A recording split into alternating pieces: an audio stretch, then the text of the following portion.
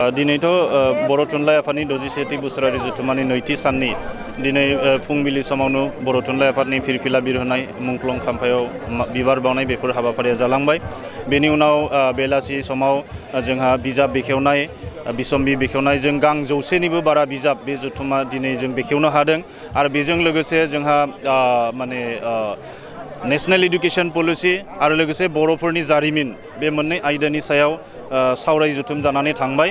दायो नैथि थान्दै जथुम सोलिगासिनो दङ आरो बे नैथि थान्दै जथुमनि गेजेरजों फैगौ 62थि बोसोरारि जथुम्माखौ बबे जिल्लाया बानजायगोन बेनि सोमोन्दै सावरायनाय सोलिगासिनो दं आरो बेनिबो बागै जोंहा थांखि लानाय जासिगोन आरो बेजों लोगोसे बर' बिजोंनि जेंनाफोरखौ सुस्रांनायनि बेलायाव जोङो दुलाराय बर' फरायसा आफाद आरो बर' थुनलाइ आफादा खौसेयै सरकारजों सावरायनायनि गेजेरजों बे जेंनाफोरखौ सुस्रांनायनि थाखाय मावथांखि लानाय जादों आरो आसा खालामदों जे फैबाय थानाय समाव बर' साहित्य सभा आरो बर' फरायसा आफादनि जथाय नाजानायनि गेजेरजों जोंनि जेंनाफोरखौ जों थाबैनो सुस्रांनो हागोन।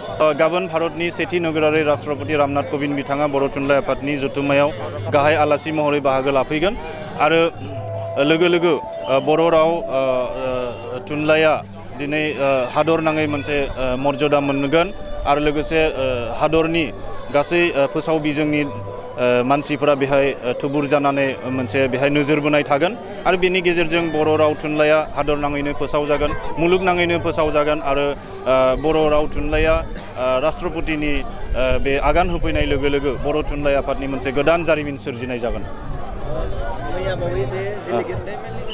थान्दै मेलनि गेजेरजों मोनसे जों मेसेजखौ नुनो मोनदों जे लेङाइ आफादगिरि बिथांखौ जे बर' थुनलाइ आफादनिफ्राय एरख'नाय जाबाय होननानै बे जोबोद दुखुनि बाथ्रा। बे बर' थुनलाइ आफादनि जारिमिनाव बिदि जाफेराखैमोन।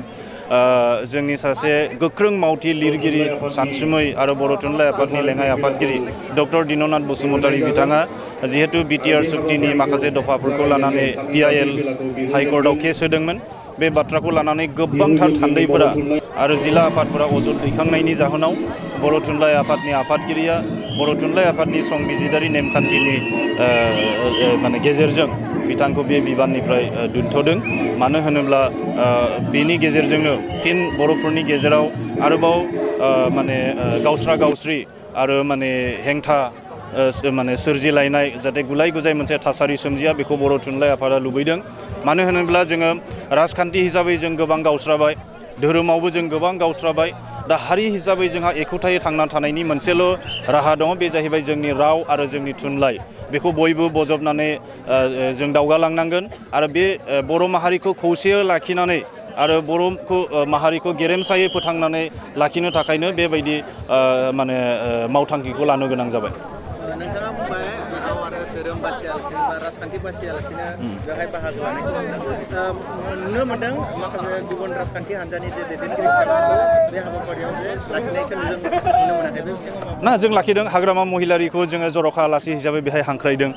खाम्फा बरगयारि चन्दन ब्रह्म बिथांमोनखौबो जों हांख्रायदों। नाथाय बिथांमोना बाहागो लानाय लायैया बे बिथांमोननि सायाव।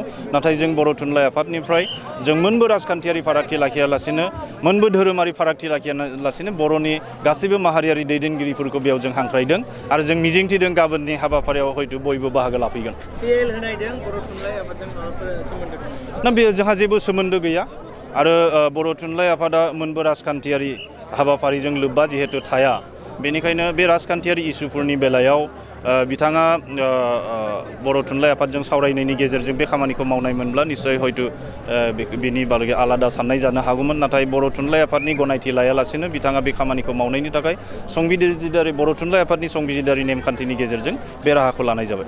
गोजोन्थों।